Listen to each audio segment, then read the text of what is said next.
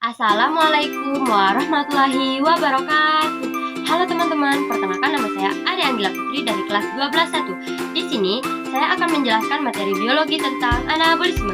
Nah, teman-teman tahu nggak apa sih anabolisme? Nah, baiklah, di sini saya akan menjelaskan apa itu anabolisme. Anabolisme adalah proses metabolisme di mana senyawa sederhana diubah menjadi senyawa kompleks. Anabolisme dibagi menjadi dua, yaitu yang pertama yaitu anabolisme menggunakan energi cahaya matahari disebut dengan fotosintesis. Yang kedua yaitu anabolisme menggunakan energi kimia yang disebut dengan kemosintesis. Baiklah, yang pertama yaitu saya akan menjelaskan dengan fotosintesis. Fotosintesis adalah proses anabolisme yang menggunakan energi cahaya matahari atau foton untuk mengubah senyawa anorganik CO2 dan H2O menjadi senyawa organik atau glukosa. Proses ini biasanya berlangsung pada tumbuhan berklorofil pada waktu siang hari dan terjadi di kloroplas. Fotosintesis juga dilakukan oleh organisme autotrof yang memiliki klorofil seperti tumbuhan, alga, dan beberapa bakteri. Fotosintesis juga terdapat terjadi pada malam hari apabila ada sumber cahaya seperti cahaya lampu. Nah, contoh dari fotosintesis ini teman-teman bisa melihat gambarnya di samping. Nah, sebelum kita masuk kepada tahapan fotosintesis, ada organel kloroplas yang berperan penting dalam tahapan reaksi terang dan reaksi gelap. Yang pertama yaitu membran tilakoid atau grana, yang kedua yaitu stroma. Yang pertama yaitu membran tilakoid atau grana adalah tempat terjadinya proses reaksi terang, di mana grana terbentuk seperti koin atau cakram kecil yang tersusun vertikal di dalam kloroplas yang berfungsi menangkap cahaya matahari, berlangsungnya reaksi terang, dan menghasilkan ATP, NADPH, serta oksigen. Yang kedua yaitu stroma. Stroma adalah tempat berlangsungnya reaksi gelap atau siklus Krebs. Stroma adalah cairan kental yang mengisi ruang di dalam kloroplas yang mengelilingi grana, yang berfungsi mengikat karbon dioksida menggunakan enzim Rubisco, berlangsungnya siklus Kelvin, dan menghasilkan glukosa. Untuk lebih jelasnya, teman-teman bisa melihat gambar di samping. Tahapan fotosintesis ada dua, yaitu yang pertama yaitu reaksi terang atau reaksi Hill, yang kedua yaitu reaksi gelap atau siklus Kelvin. Baiklah, saya akan menjelaskan yang pertama, yaitu reaksi terang. Reaksi terang terjadi tiga proses yang berlangsung pada kloroplas atau khususnya di grana. Nah, ada tiga tahapan reaksi terang tersebut. Yang pertama yaitu fotolisis, di mana proses pemecahan molekul air atau H2O oleh cahaya menghasilkan elektron, proton, H+, dan oksigen.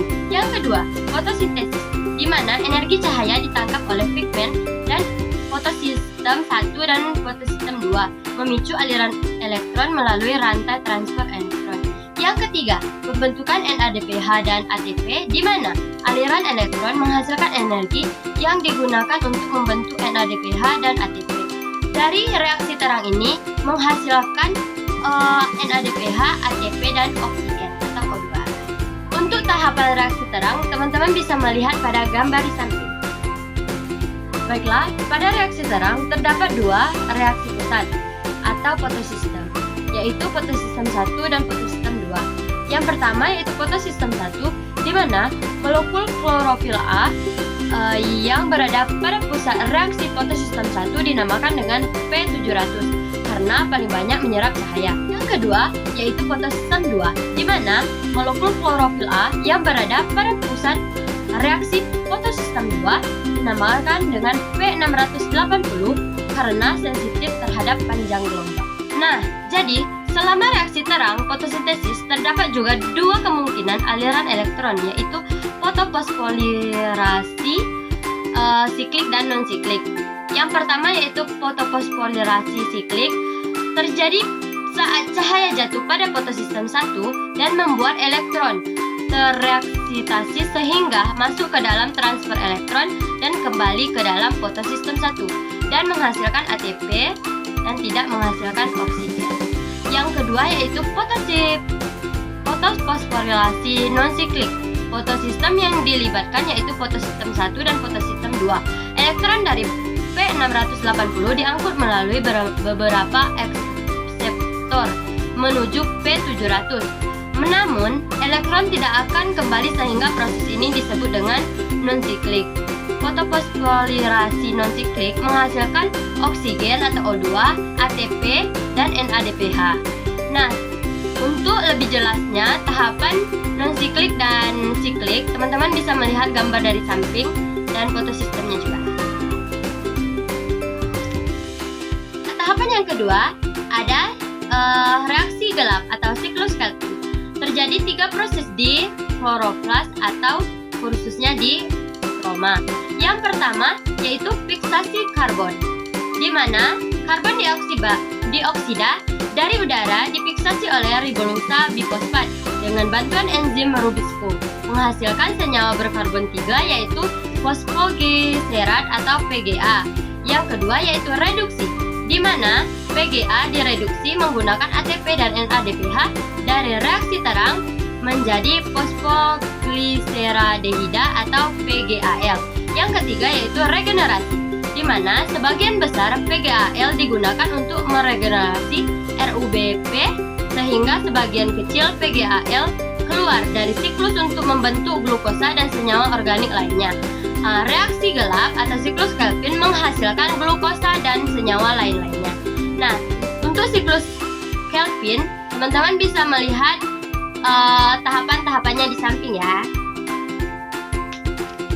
Berdasarkan fotosintesis, tumbuhan dibagi menjadi 3 kelompok besar. Yang pertama yaitu C3, C4, dan CAM.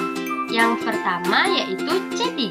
C3 adalah tumbuhan yang terjadi di fiksasi karbon dioksidanya di siang hari dan menggunakan Rubisco sebagai enzim yang terlibat, terjadi di mesofil dan rentan terhadap fotorespirasi pada kondisi panas.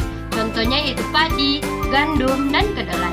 Yang kedua yaitu tumbuhan C4, yang dimana tumbuhan yang terjadi pada waktu fiksasi karbon dioksidanya terjadi dengan fiksasi awal di siang hari menggunakan PEP karboksilase Rubisco sebagai enzim yang terlibat terjadi pada mesofil awal yang seludang pembuluh dan tahan terhadap fotorespirasi. Contohnya yaitu jagung, tebu, rumput. Yang ketiga atau yang terakhir yaitu tumbuhan CAM. Tumbuhan yang terjadi di malam hari dan siang hari menggunakan PEP karboksilase dan Rubisco sebagai enzim yang terlibat. Terjadi di mesofil baik waktu awal fiksasi maupun siklus Calvin namun terpisah secara waktu. Contohnya kaktus, nanas, lidah buaya, dan lain-lain. Nah, ada 3 tumbuhan ini. Contoh dari masing-masing tumbuhan teman-teman bisa melihat gambarnya dari samping. Yang kedua yaitu kemosintesis. Kemosintesis adalah proses anabolisme yang menggunakan energi kimia dari hasil oksidasi senyawa anorganik untuk membentuk senyawa organik yang dilakukan oleh organisme kemoautotrof, yang dilakukan oleh bakteri nitrifikasi, bakteri belerang, dan bakteri besi. Bakteri-bakteri ini dapat ditemukan di lingkungan ekstrim. Untuk lebih lanjutnya, teman-teman bisa melihat gambar di samping. Nah, dari materi kemosintesis ada yang namanya bakteri nitrifikasi. Contohnya apa sih bakteri nitrifikasi? Nah, contohnya yaitu bakteri Nitrosomonas.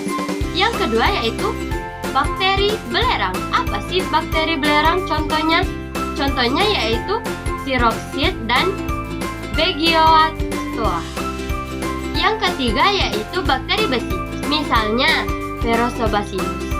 Nitrococcus dan Nitrosomonas atau bakteri nitrat mengoksidasi amonia menjadi nitrit. Persamaan dari reaksi kimianya yaitu di samping. Yang kedua yaitu Nitrobacter atau bakteri nitrat mengoksidasi nitrit menjadi dalam keadaan aerob. Nah, jadi persamaan reaksi kimianya ada di samping.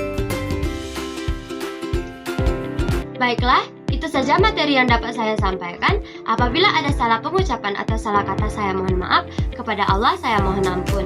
Karena Kesalahan hanyalah milik saya dan kesempurnaan adalah milik Allah. Saya akhiri. Wassalamualaikum warahmatullahi wabarakatuh. Dadah.